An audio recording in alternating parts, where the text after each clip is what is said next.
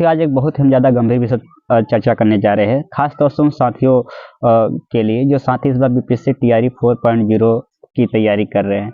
उनकी एक बहुत व्यक्तिगत समस्या होती है। हालांकि जब मैं भी तैयारी कर रहा था टीआरई 3.0 2.0, आपको जैसा आप सभी को पता है कि 1.0 हालांकि मेरा उसमें पीआरटी में हो गया था, लेकिन बीएड की वजह से बाहर कर दिया गया। 2.0 में असफल हुआ। 3.0 में जब मैं पढ़ रहा था तो उसमें बार बार मेरा मन भटक जाता था, पढ़ रहा था ये दिमाग कहीं और चला जाता था, बार बार डिमोटिवेशन वगैरह होता था। ये सभी चीज़ें सभी स्टूडेंट फेस करते हैं, दिमाग इधर उधर बहक जाना, डिमोटिवेशन होना और बार बार एक स्ट्रेस अलग तरीके का, फैमिली सिचुएशन, ये सभी चीज़ें या गलत चीज़ों में दिमाग बहक जाना।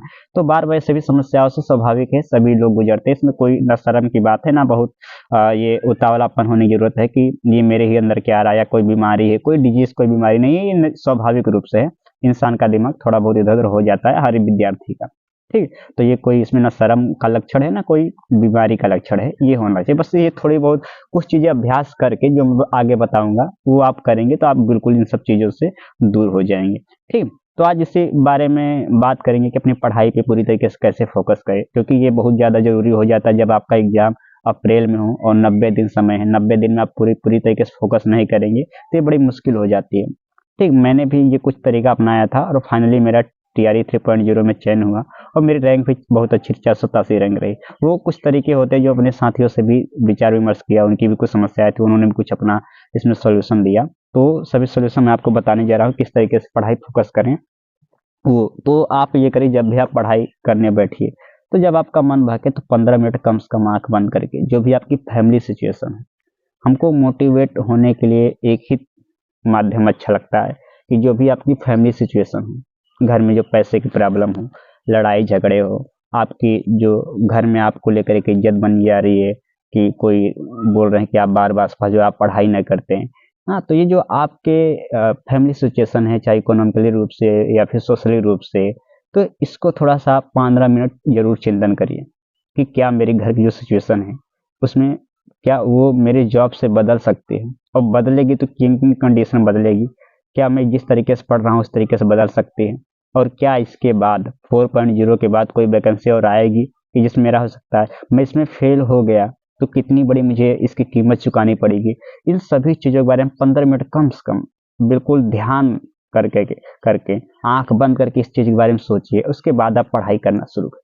पहला काम तो ये करिए। दूसरा काम आपको ये करना है कि जब भी पढ़ना है आपको आपको जब भी पढ़ना है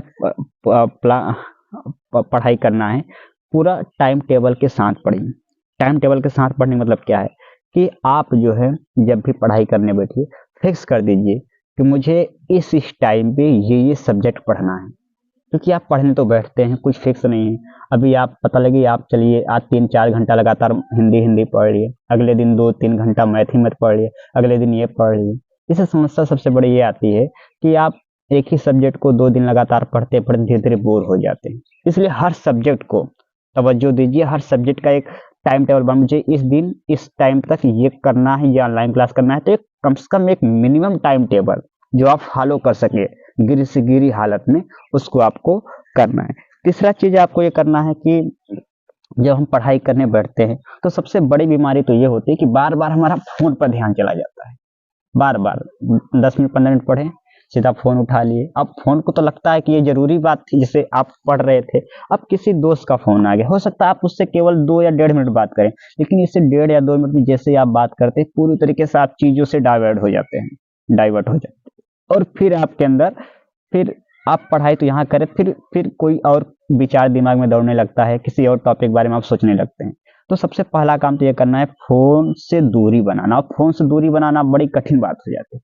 आप एक काम करिए, फोन में जैसे आप स्क्रॉल करेंगे ऊपर तो जहाँ एयरप्लेन मोड वगैरह होता है वहीं पे एक डीएनडी सर्विस करके ऑप्शन दिया होता है। आप पढ़ाई जब करने बैठे डीएनडी ऑन कर दीजिए। उसमें एक मेनू वाला ऑप्शन भी होता है जिसमें आप फोन या मम्मी या पापा का फोन जो है इसमें नंबर ऐड कर सकते हैं कि मम्मी पापा का फोन छोड़कर बाकी किसी का भी ना फोन आएगा, ना मैसेज आएगा, ना व्हाट्सएप से आएगा, ना इंस्टा, कोई नोटिफिकेशन नहीं है। तो आपका ध्यान बिल्कुल नहीं बहकेगा और जब आप पढ़ाई कर बैठे फिर डीएनडी को ऑफ कर दीजिए। तो ये तरीके से फोन से दूरी बनाना बहुत जरूरी है।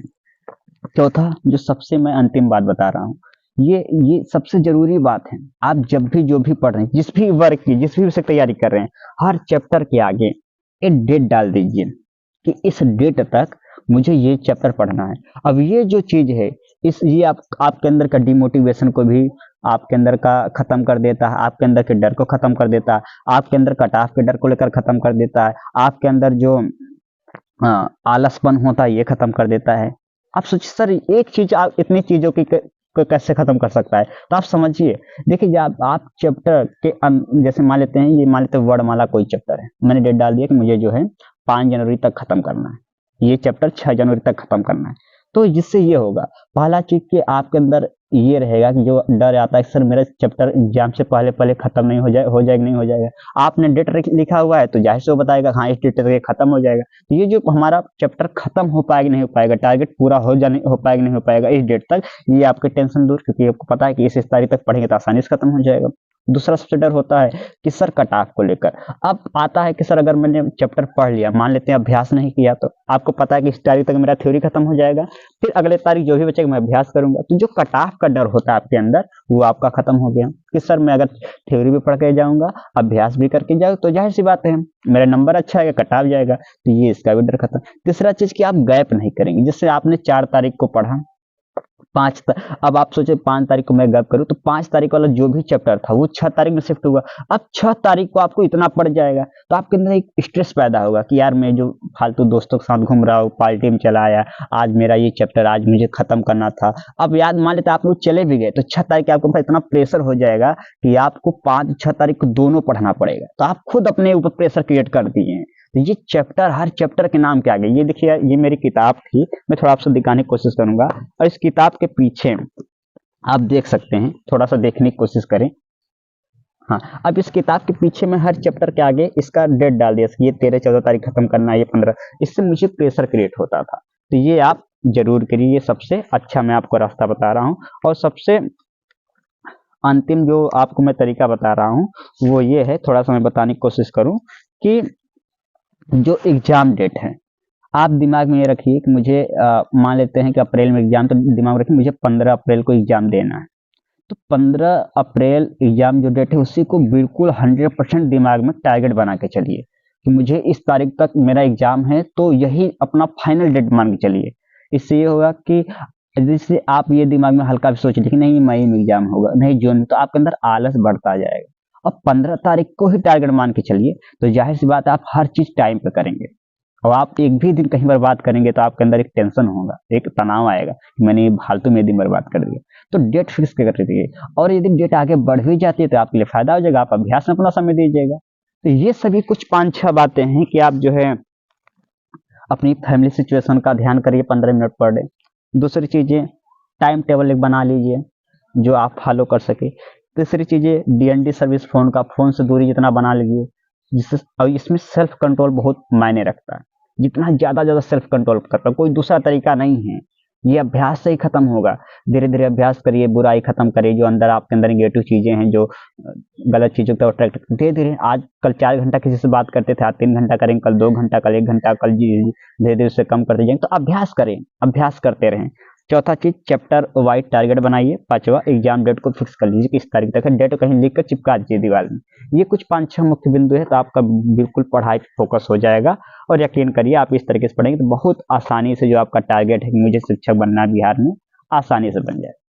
तो ये वीडियो इसी लिए मैं बनाया था ताकि जो कुछ साथियों के अंदर तनाव था, जो फोकस नहीं हो पा रहा था, चीज़ों को थोड़ा बहुत अभ्यास करके सीखें। बाकी अंतिम एक चीज़ यही करूँगा, जो भी बुराइयां हैं एक दिन में नहीं खत्म होगी, ना आप उसे एक दिन में खत्म करने की कोशिश करिए।